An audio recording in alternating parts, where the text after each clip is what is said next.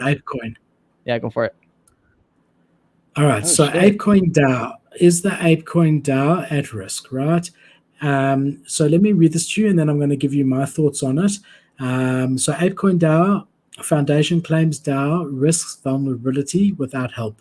ApeCoin's DAO recently submitted a proposal to extend its tenure by 3 months, which in and of itself this is my own comment, in and of itself, in my mind, is a problem, because you shouldn't really be moving the goalposts. And if you can extend your tenure indefinitely, it's almost like a head of state that says, okay, I'm going to be president for 4 years, and then it comes 4 years, and okay, let's just extend it another 4 years, right? That's a dictatorship.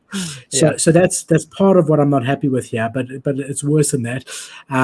So it's not supposed to be extended beyond the September the 30th, but they are trying to do it, right?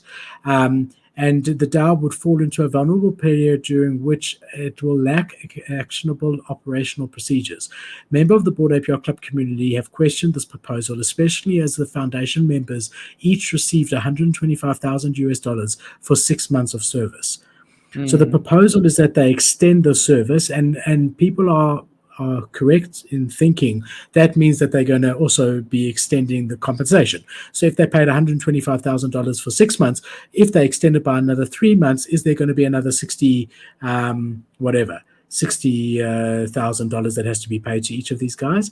On top of that, the other thing that's really worrying is that the signatories on the DAO were not elected, and this is again me speaking, were not elected by vote.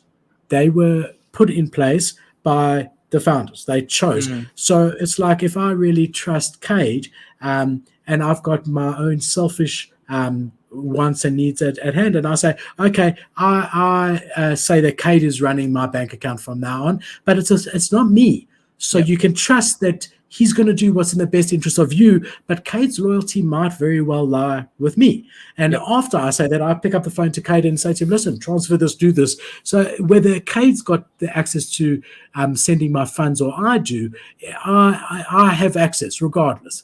And that is the concern with how they put the guys in charge. And the whole thing about DAOs is that it's supposed to be by proper vote of the community, not by the founders.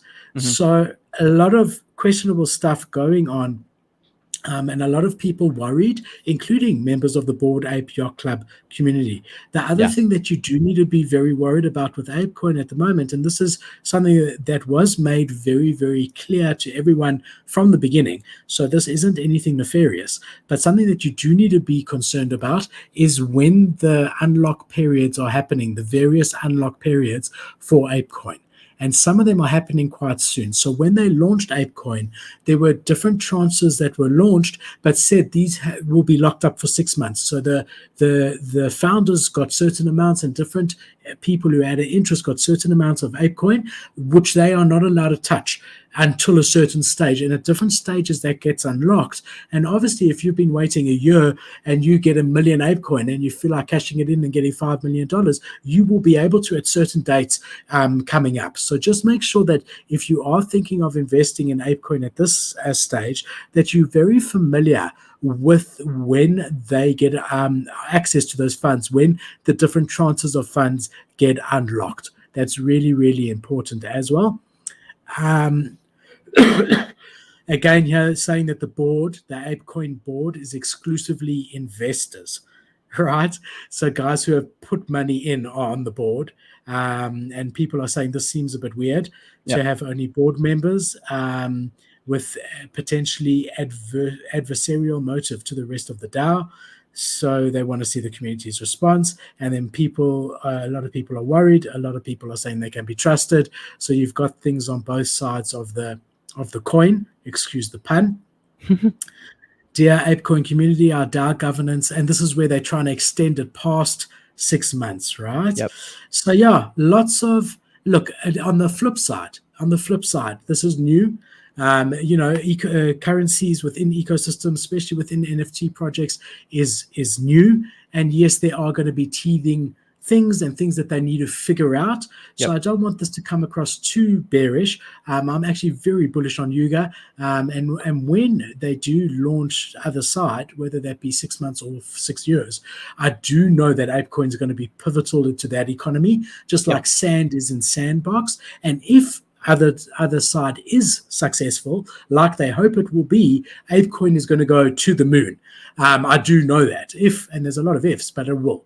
And I think they will iron this out. So I want to give a balanced view, but there are definitely some things to be concerned about. Definitely.